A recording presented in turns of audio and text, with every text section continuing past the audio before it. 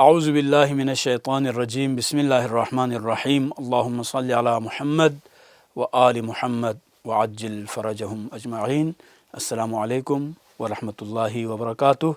رمضان المبارک کی نویں دعا کے ساتھ آپ کی خدمت میں حاضر ہے۔ آج کی دعا ہے اللہم اجعل لی فیہ نصیبا من رحمتک الواسعہ واہدنی فیہ ببراہینک القاطعہ وخذ بناصیتی الی مرضاتک الجامعہ بمحبتک یا امل المشتاقین۔ اے اللہ، آج کے دن مجھے اپنی بے پایاں رحمت میں سے وافر حصہ عطا فرما، اپنی روشن اور قطعی دلیلوں کے ذریعے میری ہدایت فرما اور میرا رخ اپنی کامل و ہمگیر رضا کی جانب موڑ دے، اپنی بے انتہا محبت کے صدقے اے مشتاق دلوں کے واحد آرزو۔ آج کی دعا میں بھی چند اہم ترین مطالب بیان ہوئے ہیں۔ یوں تو یہ دعائیں بہت ہی مختصر ہے، لیکن ان میں اگر آپ غور کرتے ہیں، ان میں اگر آپ تحقیق تدبر اگر آپ کرتے ہیں تو یہاں پر ایک حکمت کا، ایک علم کا، ایک عقل اور شعور کا ایک بے کراں سمندر ہمیں نظر آتا ہے۔ آج کی اس دعا کا پہلا جو جملہ ہے اللہم ارزقنی فیہ نصیبا من رحمتک الواسعہ، اے اللہ آج کے دن مجھے اپنی بے پایاں رحمت میں سے وافر حصہ عطا فرما۔ اللہ تعالیٰ کی جو رحمت ہے وہ ان لمیٹڈ ہے، لیکن خدا اپنی رحمتوں سے انہی لوگوں کو نوازتا ہے جو ان رحمتوں کی اہلیت رکھتے ہیں۔ تو ہمیشہ ہمیں یہ دعا کرنے کی ضرورت ہے کہ ہم خدا سے ہمیشہ اللہ تعالیٰ کی ان نعمتوں کے بارے میں ہم سوال کریں، رحمتوں کے بارے میں سوال کریں کہ جن کے بغیر ہماری زندگی کامیاب زندگی نہیں گزر سکتی ہے۔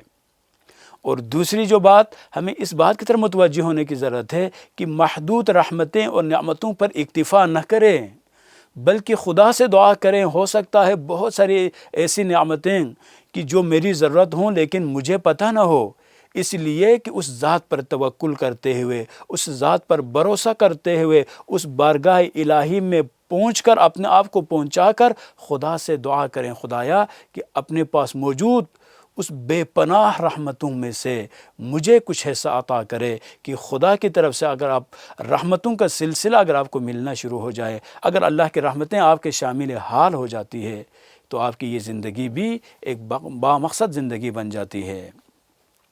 اور دوسرا جو پوائنٹ ہے روشن دلائل کی ہدایت طلب کرنا۔ آج کا یہ جو ایک کمپلیکیٹڈ جو دور آیا ہوا ہے، اتنا ایک مشکل دور آیا ہوا ہے کہ ہر انسان شکوک اور شبہات میں مبتلا ہے، ہر طرف سے کنفیوژن کریٹ کرتا جا رہا ہے، ہر طرح سے آبجیکشن، مختلف قسم کے بہانے، مختلف قسم کے شیطانی حربے لوگ استعمال کر رہے ہیں تاکہ مؤمنین کو، تاکہ مسلمانوں کو گمراہ کیا جائے۔ ہمارا یہ شرعی طور پر یہ ہماری ذمہ داری بنتی ہے کہ ہم بارگاہ الہی میں پہنچ کر اس رب کریم سے دعا کریں کہ وہ ہمیں صراط مستقیم پر گامزن رکھیں۔ اس لیے کہ ہدایت یہ بجلی کے اس کنیکشن کی طرح ہے کہ ایک لمحے کے لیے بھی اگر ڈسکنیکٹ ہو جائے تو ہزاروں وولٹس کے اگر مختلف قسم کے لائٹس بلبس اگر موجود بھی ہوں، لیکن اگر پیچھے سے اگر کنیکٹڈ اگر نہ ہو، روشنی اگر نہ ہو تو ان کا کوئی فائدہ نہیں ہے۔ آپ اور ہم جس بھی لیول کے افراد میں شامل ہوں، جس قسم کے بھی اعمال انجام دے رہے ہوں، اگر خدا کی طرف سے وہ رحمت کا سلسلہ اگر ڈسکنیکٹ ہو جائے، اگر اللہ تعالیٰ سے اگر ہم ڈسکنیکٹ ہو جائیں تو پھر ہماری کوئی حیثیت باقی نہیں رہتی۔ اسی لیے ہم ہمیشہ دعا کرتے رہتے ہیں اہدنا الصراط المستقیم، ہمیشہ دعا میں یہی کہتے رہتے ہیں۔ اس کا مطلب بھی یہی ہے کہ ہمیں ہدایت کے لیے رب کریم سے کنیکٹڈ ہونا ضروری ہے، ہر وقت خدا کے رحمت کے سائے میں زندگی گزارنا ضروری ہے۔ اسی لیے یہاں پر فرما رہے ہیں وہ براہینک القاطعہ، یعنی قطعی دلیلوں کے ذریعے، کہ یہ کائنات اللہ تعالیٰ کی وجود پر دلالت کرنے والی دلیلوں سے پر ہے۔ انسان کے وجود کے اندر ہزاروں دلیلیں موجود ہیں، اس کے باوجود جن کی بصیرت ختم ہو چکی ہو، جن سے ہدایت کی جو نعمت ہے وہ چھن چکی ہو، ایسے لوگ ہمیشہ ہر جگہ شک میں مبتلا نظر آتے ہیں۔ کبھی وجود خدا پر وہ اعتراض کرتے ہیں، کبھی نبی مرسل محمد مصطفیٰ صلی اللہ علیہ وآلہ وسلم کی نبوت اور رسالت پر شکوک اور شبہات پیدا کرتے ہیں، اور کبھی ائمہ اطہار علیہ السلام کی ولایت اور ان کے عصمت کے بارے میں سوالات کرتے ہیں، کبھی اللہ کے رازقیت کے بارے میں سوال کرتے ہیں، اور کبھی اللہ تعالیٰ کی حکمت اور عدالت کے بارے میں سوال کرتے ہیں۔ حقیقت میں یہ سب کے سب بے بصیرتی کی دلیل ہے، یہ حقیقت میں اس انسانوں کے گمراہی کی طرف بڑھنے کی دلیل ہے۔ اس لیے کہ خدا سے ہمیشہ دعا کرتے رہیں کہ خدا ہدایت پر گامزن رکھ، اس لیے کہ ہدایت سے اگر کوئی انسان دور اگر چلا جاتا ہے تو پھر شیطان کے حلقہ احباب میں وہ شامل ہو جاتا ہے، پھر ہدایت اسے نہیں ملتی ہے۔ متعدد روایتیں موجود ہیں، آیات موجود ہیں، قد جاءکم برہان من ربکم وانزلنا الیکم نورا مبینا، بے شک تمہارے پاس رب کی طرف سے ایک واضح دلیل آ چکی ہے اور ہم نے تمہاری طرف ایک روشن نور نازل کیا ہے۔ عزیزان محترم، کائنات میں خدا کے وجود کی دلیلیں بہت زیادہ ہے، تو اس رمضان المبارک کے اس مہینے میں خدا سے دلیل طلب کریں، حجت طلب کریں۔ اور امام صادق صلوات اللہ وسلام علیہ سے بھی روایت ہے، امیر المؤمنین سے بھی روایت موجود ہے، ایھا الناس من سلک الطریق الواضح وردع الماء ومن خالف وقع فی التیہ، اے لوگو جو سیدھے راستے پر چلا وہ منزل تک پہنچ گیا، جو اس سے روگردانی کرے وہ بھٹک کر گمراہ ہو جائے گا۔ اور خدا توفیق ایسے ہی نہیں دیتا، خدا توفیق جن کے پاس اہلیت موجود ہے ان کو دیتا ہے۔ جب ہم خدا کی بارگاہ میں آگے بڑھنا شروع کر دیتے ہیں تو خدا والذین جاہدوا فینا لنہدینہم سبلنا، ہم خدا کی طرف بڑھنا اگر شروع کریں تو خدا ہمارے لیے راستے کھول دیتے، ہدایت کے راستے، کامیابی کے راستے، سعادت کے راستے، سکون کے راستے، امن اور عاشقی کے راستے، محبت کے راستے خدا کھول دیتا ہے۔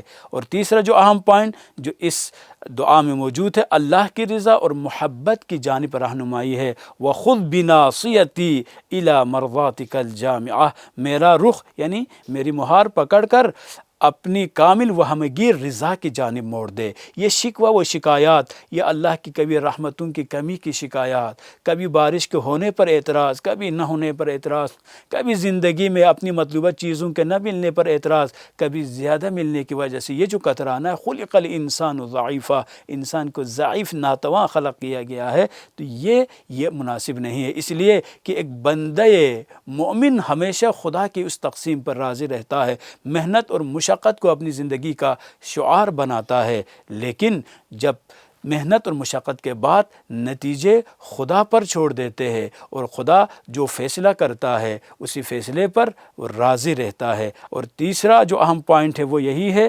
اللہ کی محبت اور اس کی طرف رجوع ہے کہ بِمَحَبَّتِكَ يَا أَمَلَ الْمُشْتَاقِينَ، اپنی محبت سے اے شوق رکھنے والوں کی آرزو۔